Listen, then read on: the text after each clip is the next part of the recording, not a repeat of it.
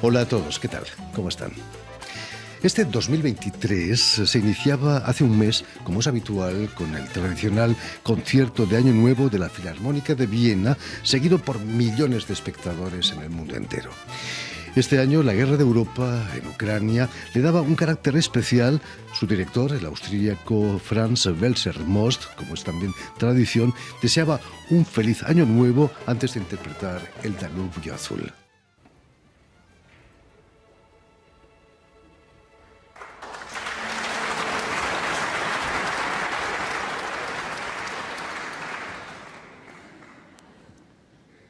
Friedrich Nietzsche, life without music would be an error.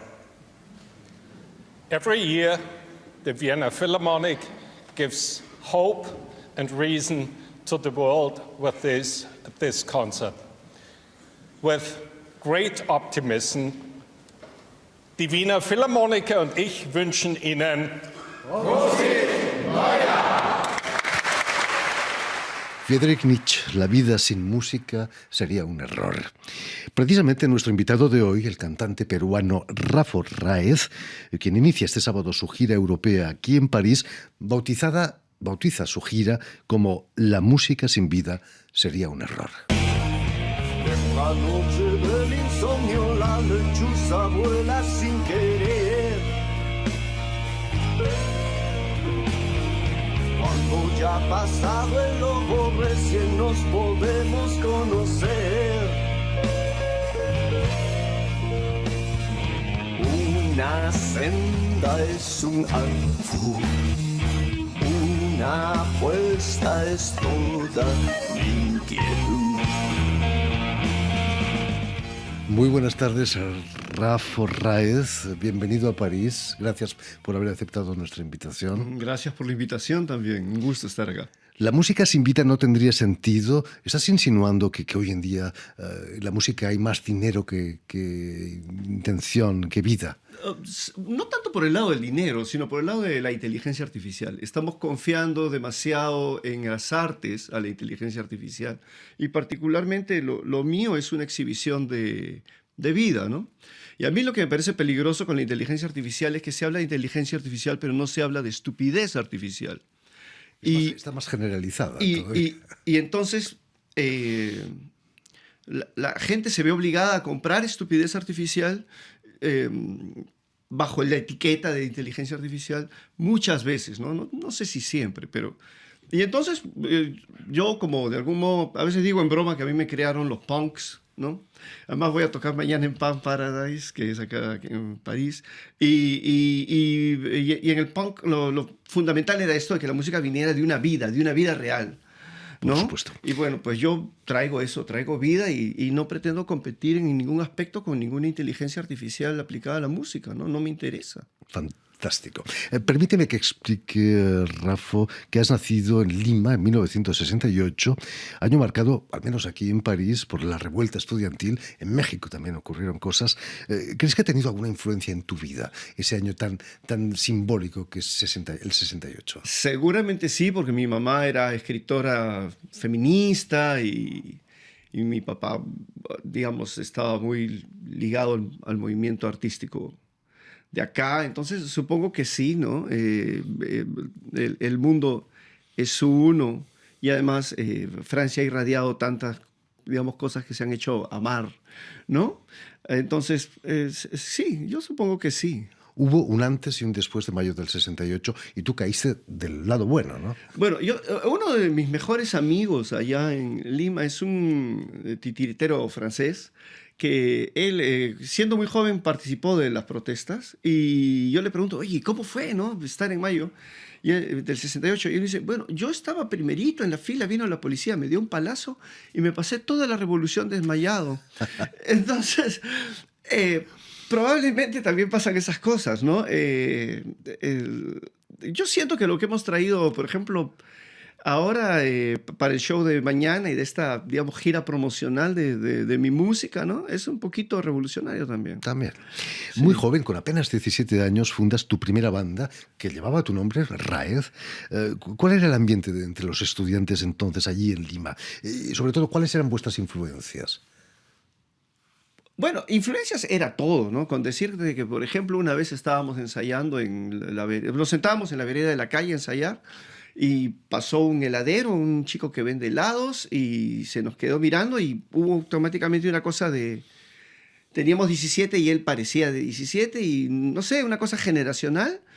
Y nosotros le enseñamos a tocar lo que tocábamos y él nos enseñó lo de su pueblo porque él había venido huyendo de una zona de guerra que se llama Ayacucho. Y nos enseñó música ayacuchana en esa vereda al ladito del cochecito de helados.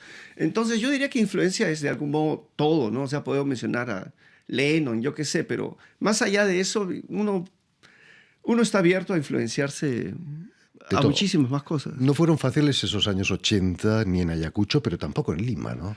No, para nada. Yo recuerdo el primer documento de identidad que yo tuve, porque uno tiene una voz interior y un diálogo con esa voz interior, ¿no? Que fue la libreta militar, era el primer documento. Y la primera cosa que mi cerebro me dijo cuando vi mi libreta fue, qué bueno, ahora van a poder reconocer mi cadáver. ¿No? Entonces, digamos, esa era la cosa, ese era el diálogo interior, ¿no? Ante eso, lo único que queda es la revuelta. En tus años de estudiante en la San Marcos participas en una revista que se llamaba Herejes y Renegados. Sí, Herejes y Renegados. Tanto era el malestar entre vosotros. Bueno, lo que pasa es que había una doble cosa, ¿no? Por un lado, sí teníamos una férrea voluntad de oponernos al desorden que nos venden como orden. Y por otro lado, en ese momento había, digamos, un sendero luminoso que eran muy estrictos respecto a que ellos se consideraban dueños de la verdad y decían, ¿no?, que le iban a meter una bala a todo aquel que fuera un hereje. Entonces, bueno, pues había esta cosa de que, bueno, uno sabía que no le gustaba a mucha gente. Hay que ser un poco hereje para fundar una banda que se llamaba Eutanasia. Sí, pero bueno, yo no la fundé, me invitaron, pero yo honrado de haber sido invitado. A ver, esos 23 meses que toqué en Eutanasia, que ellos fueron pues mis padres punks. Cuando digo que a mí me criaron los punks, lo digo por ellos. Tenías apenas 18 años. Hasta me llevaron, ¿no?, a comprar ropa, fueron adorables. Pero se piensa en la eutanasia cuando se tienen 18 años. Absolutamente. Yo creo que se piensa mucho en la muerte. Mi hermano Mario, mi hermano mayor, dice que una de las grandes mentiras es creer que los viejos mueren. La gente muere. Y bueno, ahí los viejos, pero digamos, a mí 2 veces en la vida me ha tocado, por cosas de la vida, ¿no?, cargar ataúd chiquito, ataúd pequeño. Es una cosa de pesadilla, ¿no? Terrible. Sí. Vas a dejar la banda Eutanasia para lanzarte en solitario, una aventura que daría la cinta Si pudiéramos vivir. Es lo contrario de la eutanasia, ¿no? Totalmente. Corría el año 1994. ¿Cómo fue esa aventura de lanzarte en solitario? Pues básicamente que cada que formaba una banda todos migraban, porque todo el mundo estaba que migraba del país aterrado por lo que estaba pasando, y yo, no sé, yo tenía estas ganas de morir en Perú. Y en general no me gusta viajar mucho, como habrán notado, porque yo vengo a Francia después de 20 años y en general viajar no es algo que haya yo intentado hacer. Y hago Si pudiéramos vivir, que era pues ya con mi nombre, digamos, decido ser Rafo Raez. Bueno, si van a viajar todos, yo no voy a viajar, yo me voy a quedar y hago esta discografía que increíblemente ya llega a 15 discos, ¿no? Algunos llaman eso el exilio interior, ¿no? Podría ser, mira, no lo había pensado, pero sí, puede ser que sea el modo más preciso de calificarlo, sí. Rafa, he visto un viejo vídeo tuyo de uno de tus conciertos. Era, creo que por tu primer álbum, Suicida de 16, una canción que se llamaba Al amor se ha dicho. ¿No? Claro, Al amor se ha dicho. Llevabas el pelo mucho más largo, ¿eh?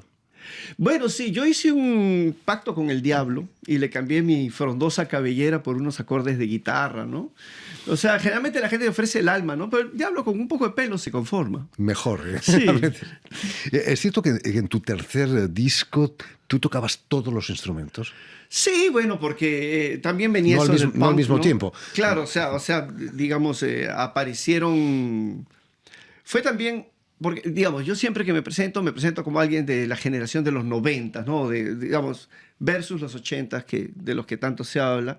Y con esto de lo digital, pues, de repente tú podías tener una batería en las manos y ser baterista porque era realmente cosa de apretar botones, ¿no? Y entonces sí, yo pertenezco a ese momento y en ese sentido me siento muy hermanado con la movida hip hop, ¿no? Generalmente se habla del rock y yo qué sé, y está bien, ¿no? Pero yo le debo mucho al hip hop. Precisamente vas incluso a grabar cuentos musicalizados de un filósofo francés, François Valais. Sí, hicimos 3 discos con François. Sí. ¿Cómo fue esa aventura? Pues, ¿Se mira, parece hip hop? ¿Era hip hop o no?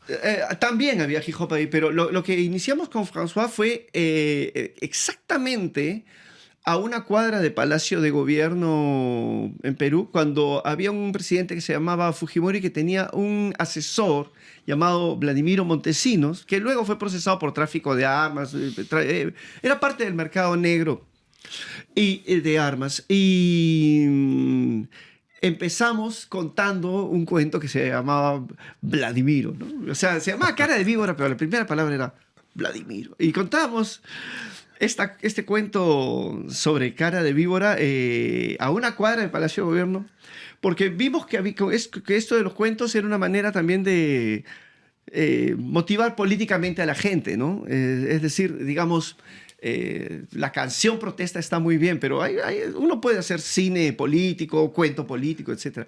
Y tuvimos éxito, luego ya en gira tuvimos 25,000 pagantes, que para Lima es bastante. Y tuvimos 3 CDs juntos. No está mal. Si estabais a una cuadra del Palacio Presidencial, si tenían las ventanas abiertas, podían escucharos casi, ¿no? Sí, no, Montesinos. y la policía nos escuchaba, y como eran cuentos, escuchaban, y no sabían si arrestarnos o seguir escuchando el cuento. Era maravilloso. Sí. Terrible. Ya, entrado el siglo XXI, formas tu banda Rafo Raez y Los Paranoias, Sí. precisamente. Más allá de la música, tus conciertos se convierten en performance, ¿no? Casi. Iggy Pop no estaba muy lejos de allí, ¿no? Bueno, mira, hay una cosa así con efectivamente esta cosa de botarlo todo, ¿no? Y lo que pasa es que yo ya había sacado unos discos como Rafo Raez solito, y uno de ellos yo lo había hecho muy bailable y aunque se vendió, nadie lo bailó. Y yo me resentí mucho con el público porque entonces dije, ya formando Rafo Raez y Los Paranoias, que es la banda que fundamos con Eduardo Cisneros, que debe estar llegando hoy día en la noche a París para el concierto de mañana, fue, bueno, si nadie va a bailar mis canciones, las bailaré yo. Entonces, hicimos un disco que se llama Camisa, que ahí en el año 2002 que salió, fue como que el disco más vendido en Perú. Y ese disco, pues toda la gira, ese disco era yo bailando, ¿no? Y efectivamente la gente decía esto de Iggy Pop, ¿no? Pues, no sé, parece que no bailo. Bueno, bailo como si me cojeara una pierna, está bien. Prefiero bailar así que no nadie bailar. está mejor servido que por sí mismo, ¿no? ¿Ah? Nadie está mejor servido que por sí mismo.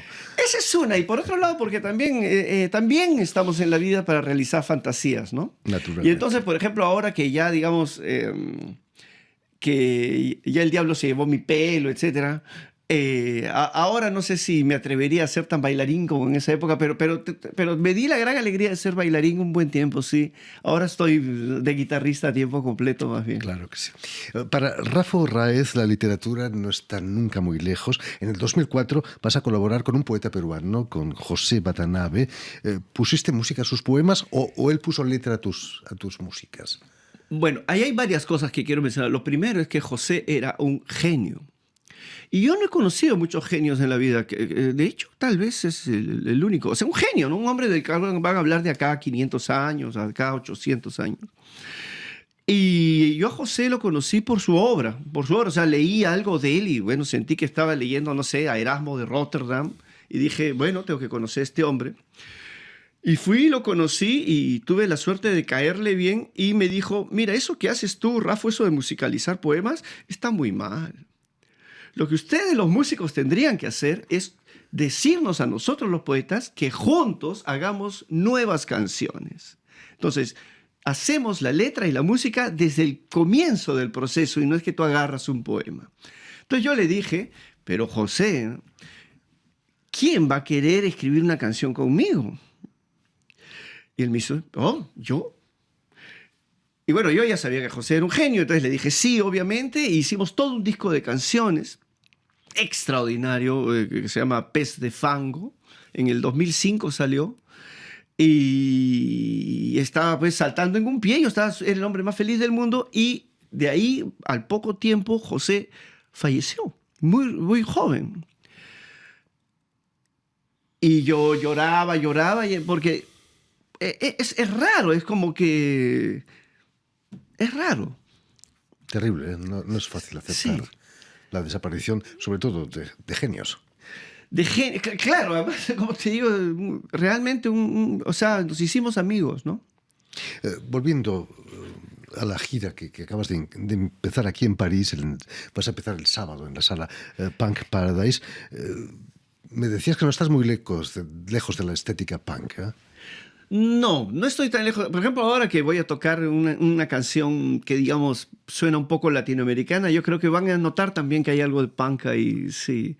A mí me interesan esos cruces, ¿no? Bueno, la cuna del punk está aquí en Europa, ¿no? En Inglaterra, quizás. Totalmente, ¿no? Todo el movimiento situacionista, ¿no? El situacionismo es totalmente europeo. ¿No te importaría ofrecernos una de tus canciones? Oh, claro, creo que has traído tu por sí guitarra, misma. por supuesto. ¿Qué podrías proponernos, por ejemplo? Bueno, ¿Algo de cosecha propia? esto sí, una canción, letra y música mía. Acá casi siempre traen guitarra acústica, ¿no? Siempre es Pero yo más he fácil. insistido en traer la eléctrica, entonces bueno. ¿Qué nos propones? Ahí va. Esto se titula Parque de los Nietos, con mucho amor para toda la gente acá en Radio Francia Internacional. Rafa Raiz, Parque de los Nietos.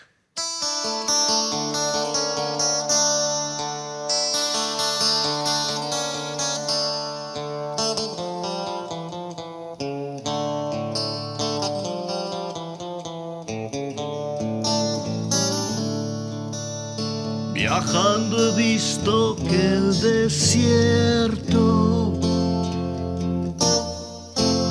es lo que más nos ilumina, pero en el bosque hay movimiento bajo la sombra que nos brinda. No quiero la luz del desierto jamás. Quiero los tonos de la vida no más, eso no más.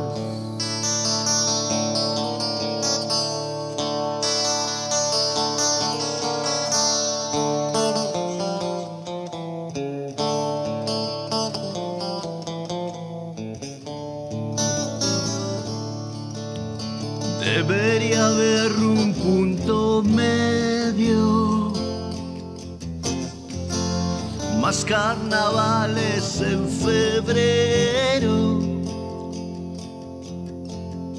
días de acción para la risa, días de la tierra guaguita, días de no ser un cerebro rapaz,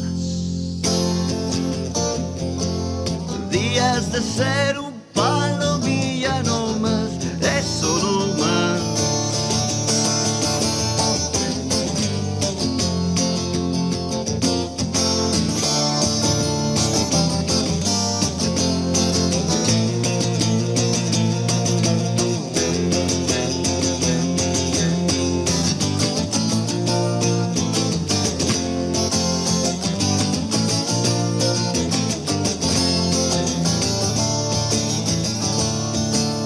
Vamos al parque de los nietos,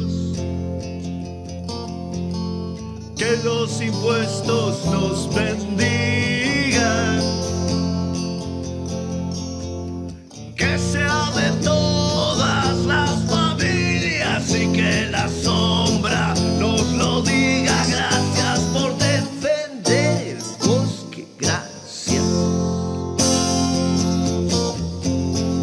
Gracias por perdonar la vida, gracias, eso no más.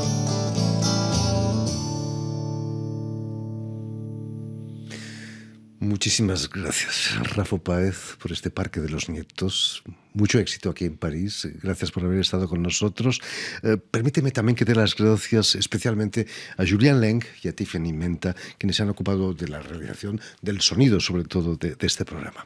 Y también saludar a nuestros telespectadores, porque también los tenemos, que nos siguen en toda América Latina, en Lima, seguro que también, gracias a la cadena Unión Continental Latinoamérica, que es la cadena de la OEA, la Organización de Estados Americanos, y también la red tal que reúne televisoras públicas y universitarias de América Latina. Y a ustedes, muchísimas gracias por su atención y les damos cita para una nueva edición de El Invitado de Radio Francia Internacional.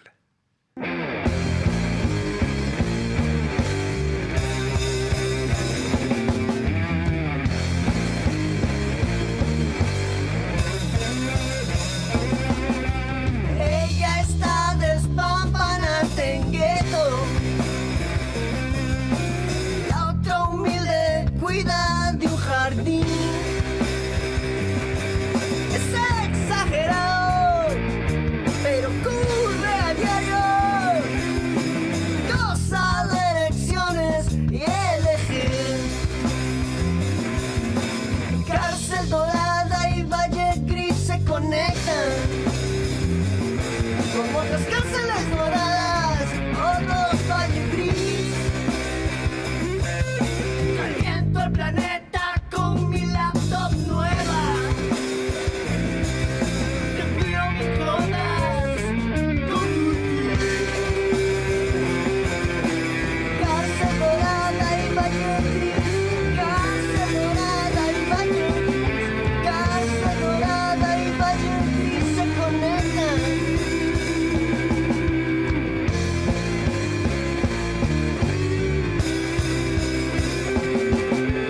Lobos del motor en luna llena, la tapan con sus humos, no la verás más. De hecho cuelga la cableada negra, marcan territorios mis grafitis. Siglo XXI, tango. Cárcel Dorada y Valle Gris. Cárcel Dorada y Valle Gris. Cárcel Dorada y Valle Gris se conectan.